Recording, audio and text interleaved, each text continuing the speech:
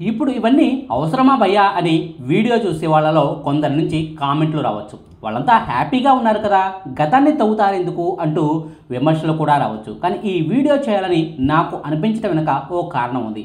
పవన్ కళ్యాణ్ గారి భార్య అన్నా లెజినవా గారి గురించి కొన్ని అవాస్తవాలు ప్రచారం అవుతున్నాయి. అయితే సోషల్ మీడియాలో ఆ అవాస్తవాలు ప్రచారం అయితే పోనీలే అనుకోవచ్చు. సెలబ్రిటీలకు ఇవన్నీ కామనే కదా అని వదిలేయవచ్చు. కానీ నేషనల్ మీడియాలో కూడా ఆమె గురించి అవాస్తవాలు ప్రచారం అవుతున్నాయని నాకు కూడా నిన్ననే తెలిసింది. అందుకే ఆమె గురించి, ఆమె కూతురు గురించి స్ప్రెడ్ అవుతున్న ఫేక్ న్యూస్లకు చెక్ పెట్టేందుకే ఈ వీడియోని చేయాలని ఫిక్స్ అయ్యాను. వాస్తవానికి అన్నా లెజినవా గారు ఈ ఎన్నికల్లో అసలు ఓటు వేయలేదు కదా. ఆమె ఎందుకు ఓటు వేయలేదు? పవన్ను పెళ్లి చేసుకుని 10 ఏళ్లకు పైనే అయింది కదా, ఆమెకు భారతీయ పౌరసత్వం ఎందుకు రాలేదు? పెళ్ళయి ఎన్నేళ్ళైనా సరే ఆమెకు భారతీయ పౌరసత్వం ఇక రాదా? అదే సమయంలో ఆమె పిల్లలిద్దరికీ కూడా భారతీయ పౌరసత్వం ఎందుకు లేదు? తండ్రి భారతీయుడే అయినా పిల్లలకు మాత్రం ఇంకా ఎందుకు ఇండియన్ సిటిజన్షిప్ లేదు అన్న వివరాల గురించి క్లియర్ కట్ సమాధానాన్ని ఇవ్వాలని నేను భావించాను. ఆ వివరాల గురించి వెతికే క్రమంలో అన్నా లెజినవా గారి గురించి జాతీయ మీడియా వెబ్సైట్లలో విస్తుపోయే సమాచారాన్ని అయితే నేను చూశాను. అందులో మొట్టమొదటిది, అన్నా లెజినవాకు ఇది రెండో పెళ్లి. పవన్ కళ్యాణ్ ఆమెను రెండో వివాహం చేసుకున్నారు. మొదటి భర్తతో ఆమెకు విభేదాలు వచ్చాయి. ఆమె విడాకులు తీసుకుంది. ఆ తర్వాతే పవన్ కళ్యాణ్తో పరిచయం ఏర్పడింది. ఆ పరిచయం కాస్త ప్రేమగా మారింది. ఆ తర్వాత వీరిద్దరూ రెండో వివాహం చేసుకున్నారు అన్నది నాకు కనిపించిన మెజార్టీ వార్తల్లోని సారాంశం. ఇక అవే వార్తల్లో మరో షాకింగ్ అంశం కూడా ఉంది. పవన్ కళ్యాణ్ అన్నా లెజినవా గార్ల చిన్న కూతురు కొణిదెల పొలేనా అంజనీ పవనోవా తెలుసు కదా, ఆమె పవన్ కళ్యాణ్ కూతురు కదట. అన్నా లెజినవాకు మొదటి భర్త ద్వారా కలిగిన సంతానమట. ఆయనతో విడాకుల తర్వాత పవన్ ఆమెను పెళ్లి చేసుకుని ఆమె కూతుర్ని కూడా తన కన్న కూతురులాగా పెంచుతున్నాడు అన్నది ఆ వార్తల్లో ఉన్న మరో విస్తుపోయే అంశం. అసలు ఈ ప్రచారం నిజమేనా? నిజంగా అన్నా లెజినవాకు ఇది రెండో పెళ్ళ? అన్నా లెజినవా కూతురు పవన్ కన్న కూతురు కాదా? అదే సమయంలో అన్నా లెజినవాకు భవిష్యత్తులో కూడా భారతీయ పౌరసత్వం రాదా? ప్రస్తుతం పిల్లలకు రష్యన్ సిటిజన్షిప్ ఉంది, కానీ భవిష్యత్తులో అయినా భారతీయ పౌరసత్వం రాదా అన్న వివరాలను ఈ వీడియోలో క్లియర్గా చెప్పుకుందాం. ముందుగా సిటిజన్షిప్ గురించి, వివరాల గురించి మాట్లాడుకుందాం. అన్నా లెజినవా గారు రష్యన్ మోడల్. ఆమె తల్లి పేరేంటో, తండ్రి పేరేంటో, రష్యాలో ఆమెతో అసలు ఏ సిటీయో కూడా వివరాలు ఏమీ కూడా ఇప్పటివరకు ఎవ్వరికీ తెలియదు. రష్యన్ మోడల్ అయిన ఆమె సినీ ఇండస్ట్రీలో అవకాశాలను వెతుక్కుంటూ భారతీయ సినీ రంగంలోకి అడుగుపెట్టారు. దక్షిణాది సినిమాల్లో చిన్న పాత్రల్లో ఆమెకు అవకాశాలు కూడా వచ్చాయి. తెలుగులో కూడా పలు సినిమాల్లో నటించారు. 2011 సంవత్సరంలో పవన్ కళ్యాణ్ హీరోగా నటించిన తీన్మార్ అనే సినిమాలో అన్నా లెజినవా గారు నటించారు. ఆ సినిమా టైంలోనే పవన్తో పరిచయం ఏర్పడింది. ఆ పరిచయం కాస్త వారిద్దరి మధ్య ఇష్టాన్ని పెంచింది. 2011 సంవత్సరం నుంచి వారిద్దరూ ప్రేమించుకుంటున్నా 2013 సంవత్సరం సెప్టెంబర్ 30వ తారీఖునే వారి వివాహం జరిగింది. హైదరాబాద్లోని ఎర్రగడ్డ రిజిస్ట్రార్ ఆఫీస్లో 2013 సంవత్సరంలోని సెప్టెంబర్ 30వ తారీఖున వారిద్దరూ పెళ్లి చేసుకున్నారు. అదేంటి, పవన్ కళ్యాణ్ ఓ పెద్ద స్టార్ హీరో కదా, అంగరంగ వైభవంగా అందరి సమక్షంలో పెళ్లి చేసుకోవచ్చు కదా, ఇలా రిజిస్ట్రార్ ఆఫీసులో ఎందుకు పెళ్లి చేసుకున్నారు అన్న డౌట్ అయితే చాలామందికి వచ్చే ఉంటుంది. దానికి కూడా ఓ కారణం ఉంది. అన్నా లెజినవా గారు రష్యన్ సిటిజన్, పవన్ కళ్యాణ్ గారు ఇండియన్ సిటిజన్.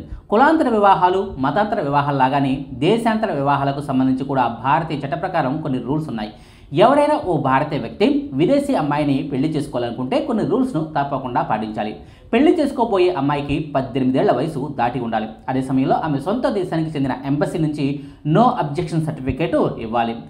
ఆమె ఇంట్లో వారి నుంచి, రక్త సంబంధీకుల నుంచి కూడా మాకు ఈ పెళ్లికి అభ్యంతరం లేదంటూ లెటర్లు ఇవ్వాలి. పెళ్లికి నెల రోజుల ముందే పెళ్లి కోసం దరఖాస్తు చేసుకోవాలి. విదేశీయులతో పెళ్లి కాబట్టి తప్పనిసరిగా పెళ్లిని రిజిస్టర్ చేయాల్సి ఉంటుంది. అందుకే భారతీయ చట్టాలను అనుసరించే వారి పెళ్లి రిజిస్ట్రార్ ఆఫీసులో జరిగింది. అయితే పెళ్లైన మరుసటి రోజు నుంచే ఆమెకు ఓసీఐ కార్డుకు దరఖాస్తు చేసుకోవచ్చు. ఓసీఐ కార్డు అంటే ఓవర్సీస్ సిటిజన్షిప్ ఆఫ్ ఇండియా, అంటే భారతదేశంతో సంబంధాలు కలిగిన విదేశీ వ్యక్తి అన్నది ఆ కార్డు అర్థం. ఈ కార్డు ఉన్న వాళ్ళకు కొన్ని సౌలభ్యాలు ఉంటాయి. వారు మాతృదేశం తాలూకా సిటిజన్షిప్ అయితే ఎప్పటికీ ఉంటుంది. అంటే అన్నా లెజినవా గారు రష్యన్ కాబట్టి ఆ దేశ పౌరసత్వం ఆమెకు పోదు. ఓసీఐ కార్డు ఉన్న వాళ్ళు భారత్లోకి ఎన్నిసార్లైనా రావచ్చు, ఎన్నిసార్లైనా వెళ్ళవచ్చు. వారిని విమానాశ్రయాల్లో కూడా ఎవరు కూడా అడ్డుకోరు. కాకపోతే ఓసీఐ కార్డు కలిగిన వారికి భారతదేశంలో సొంత ఆస్తులు కొనుక్కునే హక్కు మాత్రం లేదు. అంటే అన్నా లెజినవా గారి పేరు మీద 1 సెంటు భూమి కూడా రిజిస్టర్ చేయలేరన్నమాట. పవన్ ఆస్తులను అనుభవించే హక్కు ఉంటుంది, కానీ భారత్లో ఆస్తిపాస్తులను ఆమె పేరు మీదకు మళ్లించుకునే హక్కులైతే ఉండవు. అంతేకాదు ఎన్నికల్లో పోటీ చేసే హక్కు కానీ, ఓటు వేసే హక్కు కానీ ఆమెకు ఉండవు. అందుకే ఈ ఎన్నికల్లో భర్త పవన్తో పాటుగా పోలింగ్ బూత్కు వెళ్ళినా ఆమె మాత్రం ఎన్నికల్లో ఓటు వేయలేదు. పవన్తో పెళ్ళై 10 ఏళ్ళైనా 20 ఏళ్ళైనా చివరకు 50 ఏళ్ళైనా సరే ఆమె ఎప్పటికీ రష్యన్ పౌరురాలే. కాకపోతే ఓసీఐ కార్డు హోల్డర్గా భారత్లో శాశ్వతంగా నివాసాన్ని అయితే పొందవచ్చు. ఇక పిల్లల విషయానికి వద్దాం. అన్నాలిజినవ పవన్ కళ్యాణ్ పిల్లలైన పులెన అంజనీ పవనాగ్, మార్క్ శంకర్ పవనోవిచ్కు ఇప్పటికీ కూడా భారతీయ పౌరసత్వం లేదు. ఎస్, ఇది ముమ్మాటికి నిజం. ఈ ఎన్నికల్లో పవన్ కళ్యాణ్ సమర్పించిన ఎన్నికల అఫిడవిట్లో ఈ విషయాన్ని పవన్ కళ్యాణ్ గారే అధికారికంగా ధృవీకరించారు. అయితే జీవితాంతం పవన్ పిల్లలు ఇద్దరికీ కూడా భారతీయ పౌరసత్వం రాదా, వాళ్ళు ఎప్పటికీ భారతీయులు కాలేరా అన్న అనుమానం అయితే అందరి మదిలోనూ ఉంది. అయితే ఇక్కడ కొన్ని విషయాల్లో క్లియర్గా చెప్పుకోవాల్సి ఉంటుంది. పిల్లలకు తండ్రి తరపు వాళ్ళతో ఎంత అటాచ్మెంట్ ఉంటుందో తల్లి తరపు వారితో కూడా అంతే అటాచ్మెంట్ ఉంటుంది. ఇంకా పచ్చి నిజాలు చెప్పుకోవాలంటే మన ఇళ్లలో పిల్లలకు తండ్రి తరపున వారి కంటే తల్లి తరపున వారే అంటే అమ్మమ్మ, తాతయ్య, మేనమామ వంటి వాళ్ళతోనే అటాచ్మెంట్ ఎక్కువగా ఉంటుంది. ఇది ఒక్క భారత్లోనే కాదు, అన్ని దేశాల్లోనూ ఇలాగే ఉంటుంది. అన్నాలిజినవ గారి పిల్లలకు పవన్ తరపున చిరంజీవి ఫ్యామిలీ కంటే తన తల్లి తరపున వారితోనే ఎక్కువగా అనుబంధం ఉంది. అందువల్లే ఆమె ఏడాదిలో 3-4 సార్లు అయినా సరే రష్యాకు పిల్లలతో కలిసి వెళ్ళి వస్తూ ఉంటారు. ఆ పిల్లలు కూడా అమ్మమ్మ వాళ్ళ ఇంట్లో ఎంజాయ్ చేసి వస్తుంటారు. అయితే ఇక్కడే ఓ చిక్కు సమస్య ఉంది. పిల్లలకు పుట్టగానే భారతీయ పౌరసత్వం కనుక వచ్చి ఉంటే మైనర్లుగా ఉన్న ఆ పిల్లలను రష్యన్ పౌరురాలైన అన్నాలిజినవ తన సొంత దేశానికి తీసుకెళ్లగలిగే వీలు ఉండదు. పిల్లలకేమో భారతీయ పౌరసత్వం ఉంటుంది. వాళ్ళు రష్యాకు వెళ్ళాలంటే రష్యన్ వీసా కావాలి. మైనర్లు కాబట్టి వారికి రష్యన్ వీసా దక్కదు. పుట్టగానే భారతీయ పౌరసత్వం వచ్చేలాగా ఉంటే కనుక ఇలా రాకపోకలకు ఇబ్బంది ఉంటుందని ఎన్ఆర్ఐలు ఓసీఐ కార్డు హోల్డర్లు మరో మార్గాన్ని క్రియేట్ చేసుకుంటుంటారు. ఓసీఐ కార్డు హోల్డర్లకు పుట్టే సంతానానికి కూడా ఓసీఐ కార్డును దక్కేలా చేస్తుంటారు. 18 ఏళ్ళు వచ్చే వరకు కూడా వారికి ఓసీఐ కార్డునే ఉంచుతారు. తల్లికి ఏ దేశ పౌరసత్వం ఉందో అదే సిటిజన్షిప్ను పిల్లలకు కూడా ఉంచుతారు. అలా చేస్తే భారత్కు రష్యాకు రాకపోకలకు ఇబ్బందులు ఉండవన్నమాట. 18 ఏళ్ళు దాటిన తర్వాత ఆ పిల్లలు ఇండియన్ సిటిజన్షిప్కు దరఖాస్తు చేసుకోవచ్చు.